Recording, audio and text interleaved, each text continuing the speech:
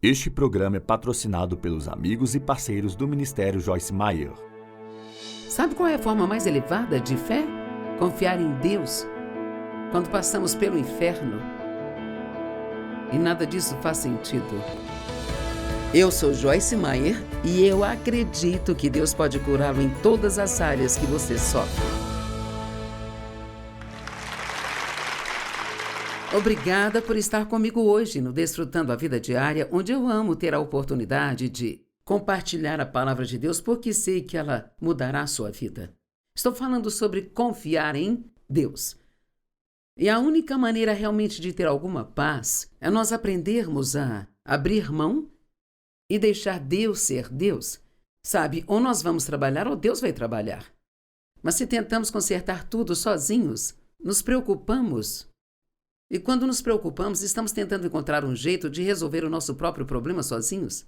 E é interessante em 1 Pedro 5:6 diz: humilhai-vos debaixo da poderosa mão de Deus, para que a seu tempo ele vos exalte. E o verso 7 diz: lançando sobre ele toda a vossa ansiedade, porque ele tem cuidado de vós. Então, essas duas escrituras não parecem andar juntas, mas realmente o que ele está dizendo é que a única maneira de nos humilharmos é não nos preocupando.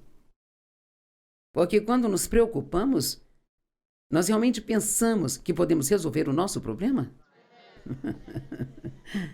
E temos que aprender primeiro que não podemos resolver nada a menos que Deus nos dê a resposta. Então, a maioria de nós tem um pequeno problema com a autossuficiência, especialmente nos primeiros dias de nossa caminhada com Deus. E a maioria de nós cresceu aprendendo a não confiar nas pessoas. E então temos a tendência de fazer isso com Deus também. Mas Ele não é como as pessoas. Ele é fiel e confiável e é impossível para Ele mentir. Então o que Ele diz em sua palavra, Ele faz. Pessoas autossuficientes e independentes têm dificuldades de confiar nos outros, sabe? Porque as pessoas vão nos decepcionar.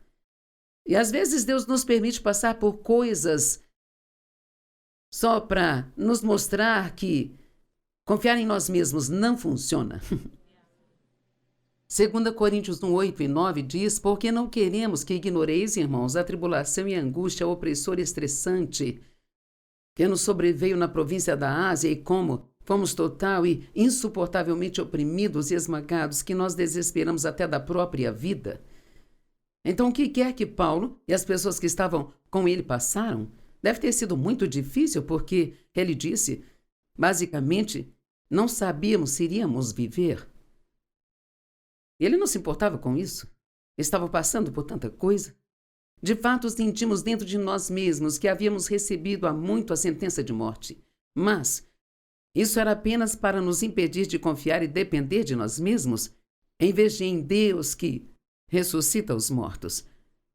Então, Deus permitiu que eles passassem por esse tempo difícil e que com certeza eles não entenderam. Na época, assim como nós não entendemos. Oh Deus, estou tentando ser bom, tentando te servir e, sabe, damos a Deus nossa lista de boas características e o nosso problema permanece, não entendemos o porquê. Mas então, vivemos a vida para frente, mas a entendemos para trás? Quantos entendem coisas agora quando olham para trás que não entendiam quando estavam passando por elas? E quantos de vocês sabem que a maior parte do seu crescimento espiritual acontece nos momentos difíceis? Não nos bons momentos da vida. Sentíamos que havíamos recebido há muito a sentença de morte, mas isto era para nos impedir de confiar e depender de nós mesmos, em vez de em Deus, que ressuscita os mortos. 2 Coríntios 3:5: não sejamos suficientes em nós mesmos para reivindicar qualquer coisa como procedente de nós, mas a nossa suficiência vem de Deus. Eu digo com bastante frequência em minhas orações: Deus, eu não sou nada sem você. Não posso fazer nada sem você. Eu gosto de me chamar de um nada e de tudo. Tudo em Cristo e nada em mim mesmo. E acho que temos que nos lembrar de que tudo que o ser humano deseja é ter algum sucesso, sabe? E, cara, nos gabamos e pensamos que somos o máximo.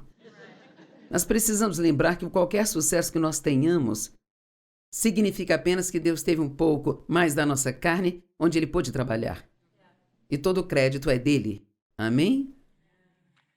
Romanos 12:3, porque pela graça de Deus que me foi dada, advirto a cada um de vocês que não se estime e considere mais do que convém. Essa é uma boa instrução, você não precisa pensar mal de si mesmo, mas qualquer sucesso que tenhamos, precisamos agradecer a Deus por isso, porque é Ele trabalhando através de nós, e não deixar que o sucesso nos leve a uma atitude arrogante, porque sabe o que acontece quando pensamos mais de nós do que deveríamos e começamos a menosprezar as pessoas? E nós as julgamos porque elas são fracas e não podem fazer isso, e nós somos rápidos e elas são lentas e blá blá blá. E assim, você não pode julgar as pessoas a menos que também esteja pensando alto de si mesmo. Não tenha uma opinião exagerada sobre sua própria importância, mas avalie sua habilidade com julgamento sóbrio, cada um de acordo com o grau de fé atribuído por Deus a Ele. Se você já pensou em sua mente, eles simplesmente não poderiam administrar este lugar sem mim? Você pode nos testar se quiser.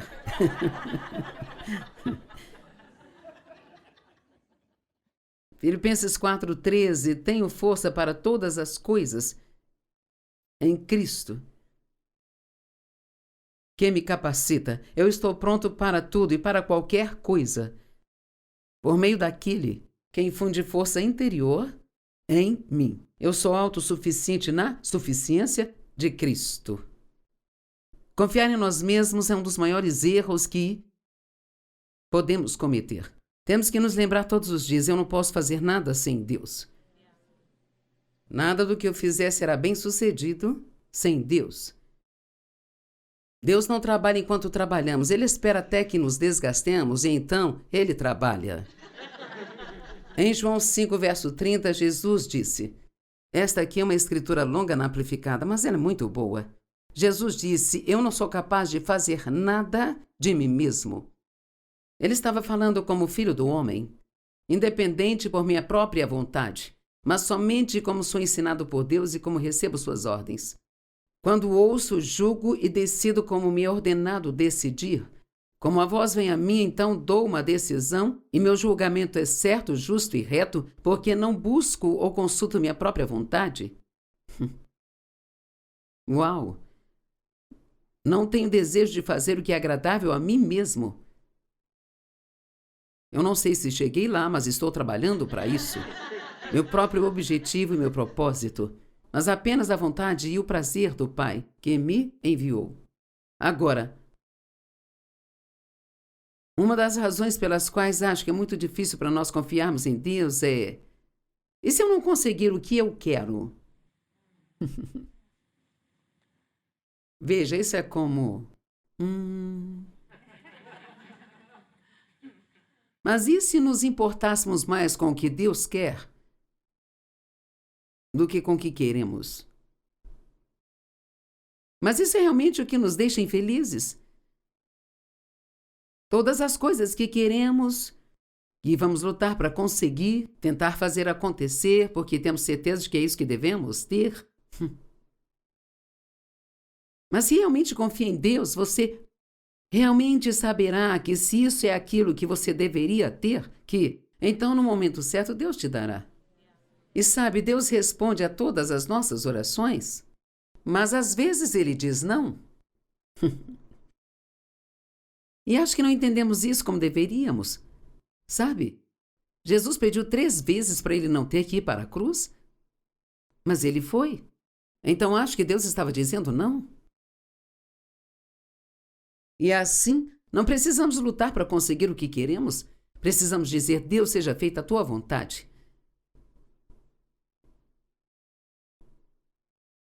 Qual foi a oração do Senhor? Seja feita a tua vontade, assim na terra como no céu. Faça a tua vontade. E assim, esse medo de não conseguir o que queremos nos impede de confiar em Deus. E se parecer que essa oração que estamos fazendo sobre o que queremos não vai acontecer, então é muito difícil para nós recuar e dizer, seja feita a tua vontade.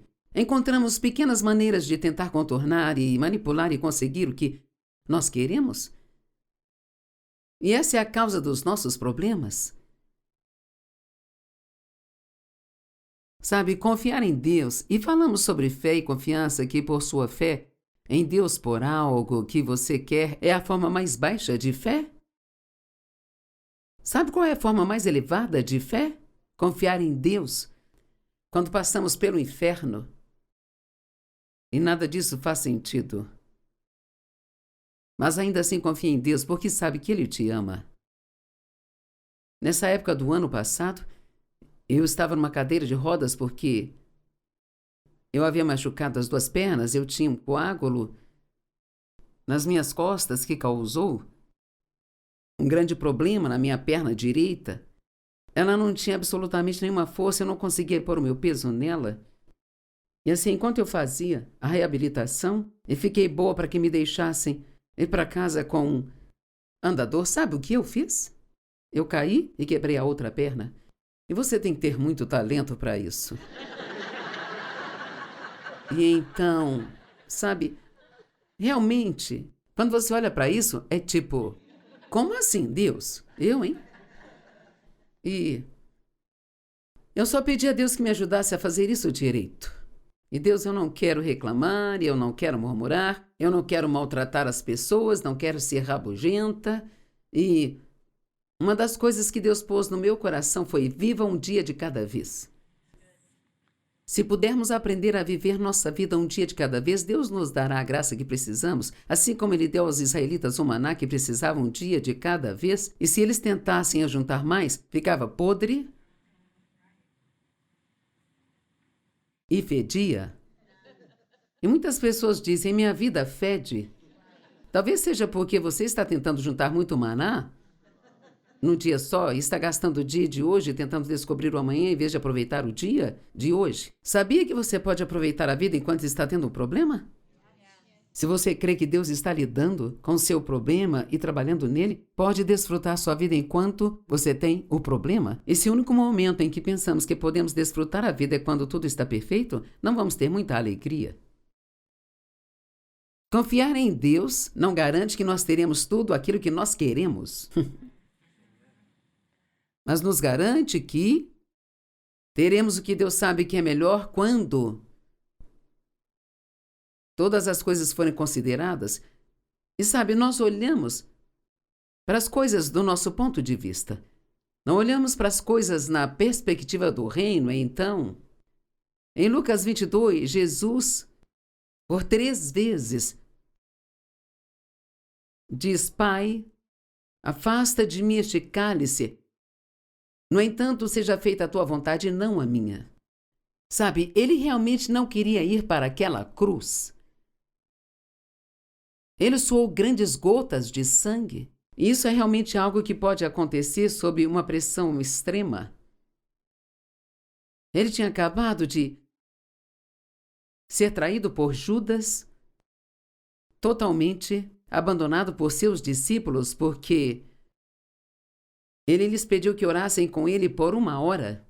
Depois de tudo o que ele pôs em suas vidas, vocês podem orar só 1 hora comigo? E eles adormeceram. Mas ainda bem que ele tinha uma fé muito forte em seu pai, porque ninguém na terra parecia estar ajudando a ele, sabe?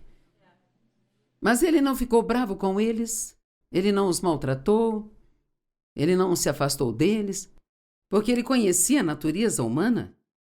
Bem, tenho certeza de que Deus, o Pai, não gostou de ver o seu filho sofrer e talvez teria preferido salvá-lo disso se essa fosse toda a questão que ele precisasse considerar. Ele está sofrendo, eu não quero que ele sofra assim. Mas quer saber, ele tinha a mente em nós. E ele estava disposto a permitir que seu filho, que na verdade era Deus em Cristo reconciliando o mundo consigo, então podemos dizer que ele mesmo passou pelo sofrimento? Ele estava disposto a fazer isso por nós? Porque ele tinha uma perspectiva do reino. Ele viu todas as pessoas ao longo de todos os séculos que poderiam serem salvas e acabariam vivendo na eternidade com ele. Então, foi bom que ele não tenha dado a Jesus o que ele pediu. E às vezes é bom que ele não nos dê o que pedimos porque estamos apenas considerando a nós mesmos e não vemos o resto, não vemos o que Deus vê, nós não sabemos o que Deus sabe. E é por isso que é tão importante dizer: Deus, eu sei que você é bom e confio em você. Isso não faz sentido para mim? Mas quer saber? Não é seu trabalho entender aquilo que Deus está fazendo. Isso seria bom levar para casa. Não é meu trabalho entender o que Deus está fazendo. Romanos 11, 33 e 34 nos diz: tenta nos dizer se pudermos entender o quão profunda é a sabedoria e o conhecimento dele, quão profundas riquezas o saber e o conhecer de Deus, quão insondáveis, inescrutáveis, inexplicáveis seus julgamentos e suas decisões, e quão indetectáveis, misteriosos e tão imperceptíveis são os seus caminhos, seus métodos e os seus planos. O que isso está nos dizendo? Você pode cavar o quanto quiser, mas não vai descobrir o tempo todo o que Deus está fazendo. Peça a Deus o que quiser, mas aceite com alegria o que Ele lhe der. A Bíblia diz: você não tem porque não pede. Sinto a liberdade de pedir qualquer coisa a Deus.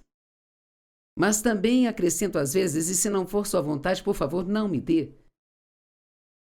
Porque a menos que eu possa encontrar uma escritura para isso, não sei ao certo se é isso que Deus quer. Então, uma de nossas grandes orações é orar para que Deus mude outras pessoas. Você tem que mudar o meu marido, tem que mudar o meu filho, Queremos que Ele salve as pessoas que amamos, o que é muito natural, mas temos que nos lembrar que quando oramos por outra pessoa, ela tem o seu livre-arbítrio. E Deus não quebrará o livre-arbítrio dela só para lhe dar o que você pediu? O que acontece quando oramos pelas pessoas é que isso dá a Deus a oportunidade de trabalhar em suas vidas. Mas o ponto principal é que eles ainda precisam ser os únicos a dizer sim. Não podemos dizer sim por outra pessoa.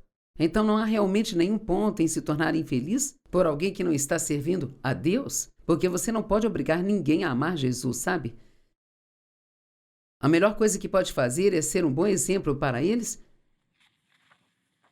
Seja sal e luz. O sal nos deixa com sede.